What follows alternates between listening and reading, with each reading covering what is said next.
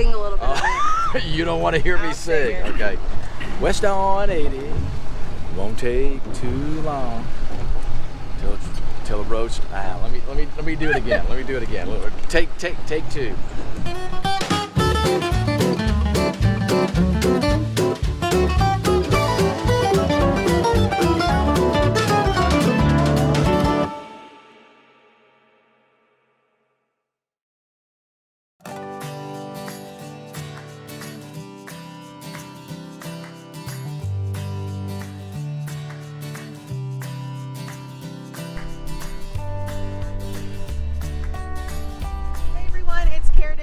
Candid with Kara, and today we are joined with Rob Wittman. How are you doing? Kara, it's great to be out here on the James River. Thanks so much for coming out. Excited to have fun today. Yes. So can you tell me what you are rerunning for? Yes. Well, I'm running for re-election to serve as the member of Congress from Virginia's 1st Congressional District. We like to call it America's 1st District because of the historical significance of the 1st Congressional District. All right. And can you tell me a little bit about yourself? Who is Rob? How would you describe yourself to people who haven't met you before? Well, listen, I live in the little town of Montrose, Virginia. I grew up in the area. Love this area of the state. I worked for years in the area of seafood safety, so I spent a lot of time on places just like where we are today, here on the James River and elsewhere. And I just am just a regular guy from a little area in Virginia that through the years has really enjoyed interacting with people. I really am passionate about public service, from my days of serving in local government to General Assembly to now the honor of serving in Congress. All right, and so you're teaching me how to fish today. Yes. Are you ready? Or? We're ready to go. Yes. I'm going to do my best. So. All right. All right.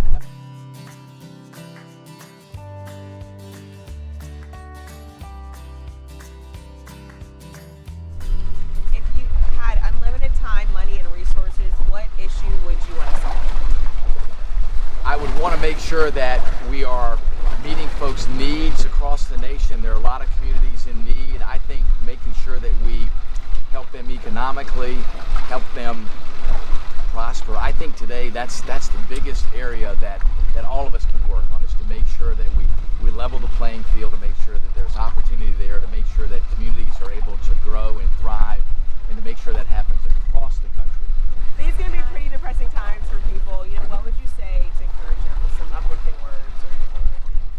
You know, through every time of challenge, I think there are opportunities, and I really believe that our economy is going to change in many different ways. In fact, I think it's going to change more over the next 12 months than it probably has over the last 25 years.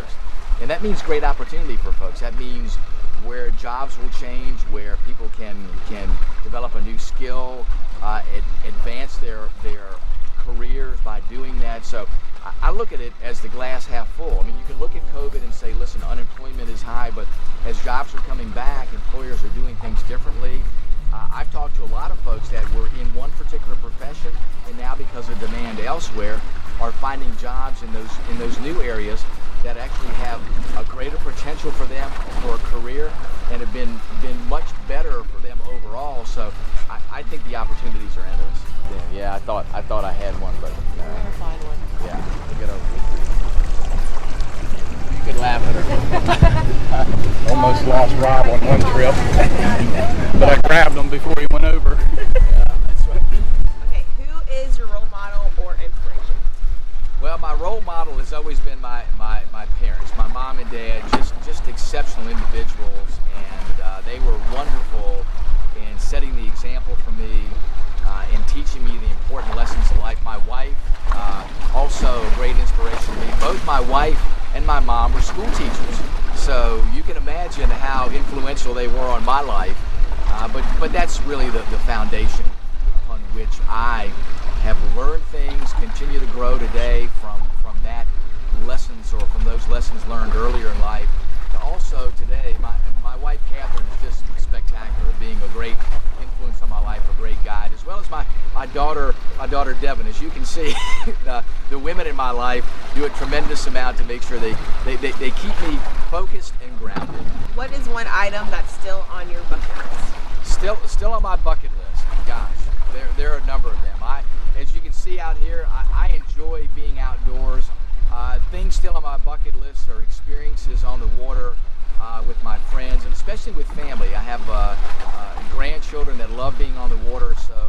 sharing more experiences with my grandchildren as they continue to grow and experience things, and try to teach them some of the lessons that I learned from my dad.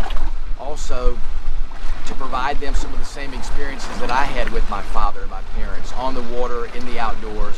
I think that's my long list of bucket items left to accomplish. So as you can see, we are matched in our in our attire today, and I didn't call Wes to tell him what to wear, but you can see we think a lot alike. You see blue shirts, khaki shorts, and our cobia belt. I didn't get the memo. That's right. That's right. That's it. We are cobia aficionados. We try our best. So they're a lot of fun to catch and as much fun to eat. What's your most embarrassing memory? Most embarrassing memory, it actually goes back when I was originally elected to Congress. In fact, it has origins right here where we are off of Newport News Shipyard. I came down here and shook hands at the shipyard, and on a special election on December the 11th, 2007, was honored to be elected. I was up all night long, and I was traveling back from Newport News back up to home. In the evening before, a friend of mine who has a radio station in Tappahannock said, "Hey, listen, I'm going to call you to interview you." So I received a call that morning. Again, been up for 48 hours, unshowered, just disheveled, and got a phone call, and the voice on the line was a young lady, and I thought it was the young lady that worked at the radio station. And the voice said, "Is this Rob Wittman?" And I said, "Yes." And she says, "The president would like to speak to you." And I thought that it was a gag being played by my friend at the radio station. And I said, "Yeah, right." So momentary pause, and then this voice comes on the line and says, "Rob, I wanted to congratulate you." And my friend's name was Rich Morgan. I said, "Rich, you are not going to fool me." And this silence, and then the voice says, "No, Rob, this is President Bush." And I said, "Let me tell you, I'm not going to fall for that." And so another silence, and he goes, "Tell you what, I'm going to have my chief call you back just to confirm that this is the president." And at that particular point, I thought, could this really be the president?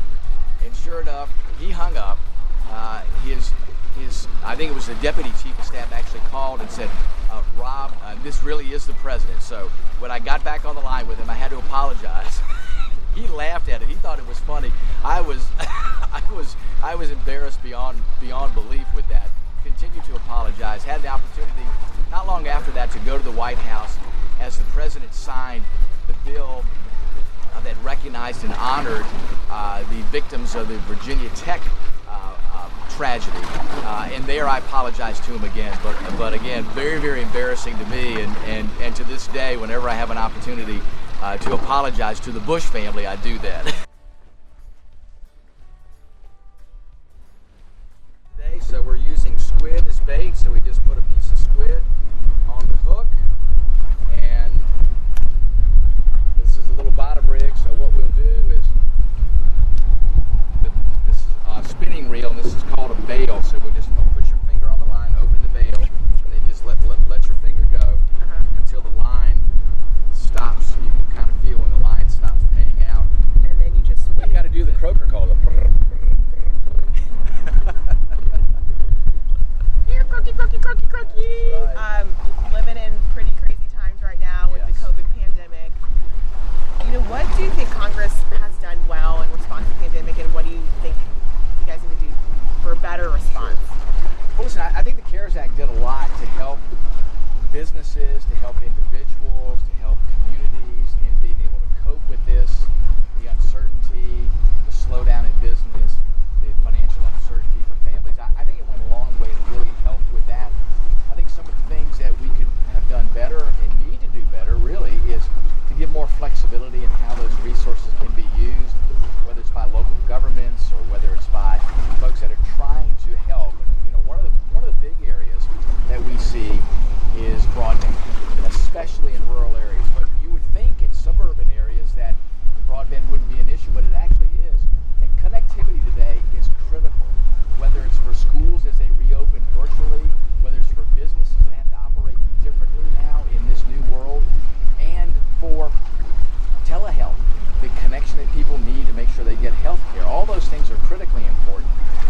things I've been fighting for is to make sure that there's more flexibility in how these federal dollars can be used to help localities continue to expand broadband and to work collectively with internet service providers. I think it has to be a public-private partnership, and what we can do is accelerate investment by these companies to make sure that families have the connectivity that they need, that localities have the same as they open schools, and businesses have the connectivity. Individuals that need health care can now see a doctor virtually. All those things I think are critically important, and we can do more to make that happen.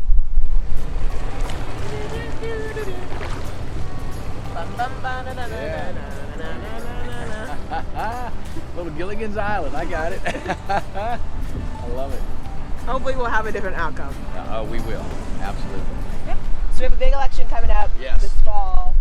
What do you think is like the historical significance of this next presidential election, and why should people get out and vote? Well, I think there's obviously a lot of very important issues that are at the forefront today, a lot of back and forth. The bottom line is our nation is divided. Now, I'm the optimist. I look at it and say that our nation has been divided in the past. There are opportunities, I think, for us to do things together. I think folks expect us to do things together. I think it takes a little more effort when the nation is divided. But this election cycle is historic for a variety of reasons. One is because we are indeed in one of those divided times, but also we have an opportunity to really make some significant accomplishments in the light of what we've seen with COVID-19 and getting the economy back on track and making sure that we're doing things. The things we see across our nation too that are happening today are unprecedented. The issues that we have to address as a nation, including what we see happening around us with law enforcement, the things we see happening in the black community, all of those things have to be addressed. You know, our minority communities are significantly impacted by the things we see going on around us today. People expect us to be able to address those issues. It is a challenge because these are difficult issues to address, and that's why I think it is indeed one of those historical times. But again, I'm the optimist. I really believe that we can address those issues. We must address those issues. And it's one of those things, too, where if you're going to address those in a meaningful way, you have to set aside your differences and really get at what's in the best interest of everybody. And I believe that we can do that.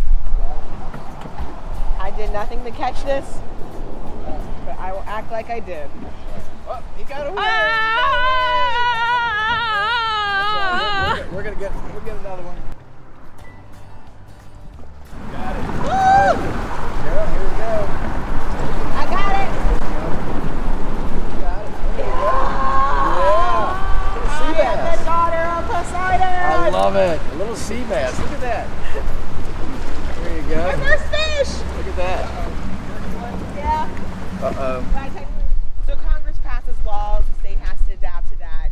You know, how can Virginia's congressional leaders help Virginia roll out big programs like the CARES Act? You know, what can you all do to make it easier for states to do these things?